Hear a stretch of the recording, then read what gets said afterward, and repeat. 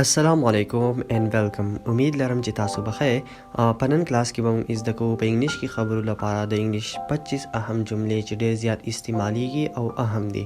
راځئ چې سٹارټ کوو نن کلاس. او که تاسو زموږ یوټیوب چینل نوی سبسکرایب کړئ پلیز زموږ یوټیوب چینل سبسکرایب کړئ چې داسې قسم ویډیوګانې تاسو ته ملاويږي او خپل لرنینګ جاری وساتئ. اول تاسو مونږ چاته وایو پهله تاسو، نو تاسو ویلی شئ first you.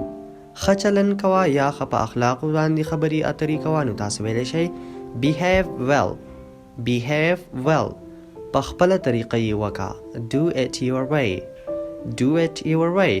په هغه پسې ځه، مطلب هغه پسې شاته ځه، هغه فالو کړه، نو تاسو ویلی شئ follow him. ما باندې یو احسان وکړه do me a favor.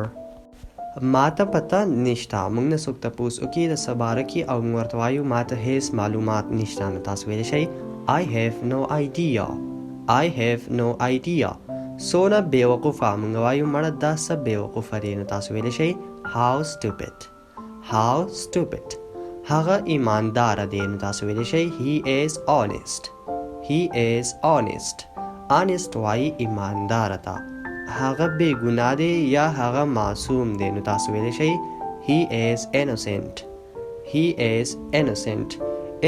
وایي یو کریمینل وی چې هغه وایي مجرم ته، او یو وی innocent، نو innocent وایي بے گناه ته یا معصوم ته.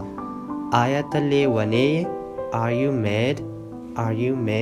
تاسو داسې هم ویلی شئ اکثر څوک غوسه وي او تاسو ورته وایئ are you mad، آیا ته غوسه یې. زه ستانه نفرت کوم، نو تاسو ویلی شئ I hate you.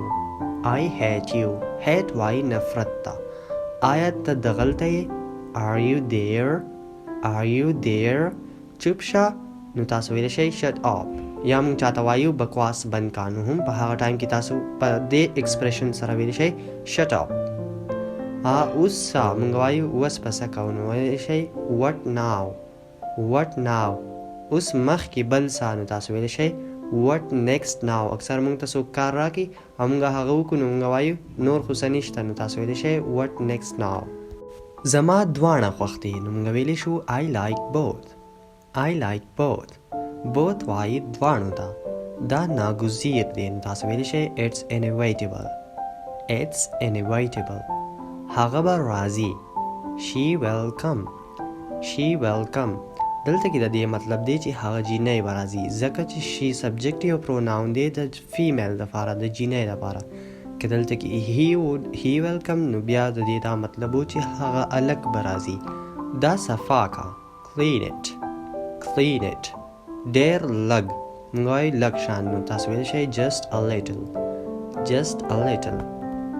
زمانه فایده مه اوچتوه یا زمانه فایده مه اخله، نو تاسو ویلی شئ don't take advantage of me. لار تلاش کا یا لار وګوره، نو تاسو ویلی شئ find the way. دا څوک ده، نو تاسو ویلی شئ who is she. اینا اوس وختي موږ وایو چې she سبجیکټیو پروناون دی د فیمیل لپاره. که تاسو ویلی شئ چې دا څوک دی، تاسو وایئ چې دا څوک دی، نو بیا به تاسو په انګلیش کې ویلی شئ چې who is he. هغه به تا ته ووایي he will tell you.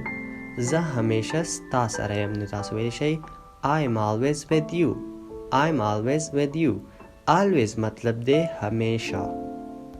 نو دا و 25 د انګلیش شارټ سنټنسز. آی هوپ چې دا به تاسو زده کړي وي. پلیز که تاسو دا ویډیو خوښه شوي وي نو لایک یې کړئ او زموږ یوټیوب چینل سبسکرایب کړئ. Thanks for watching.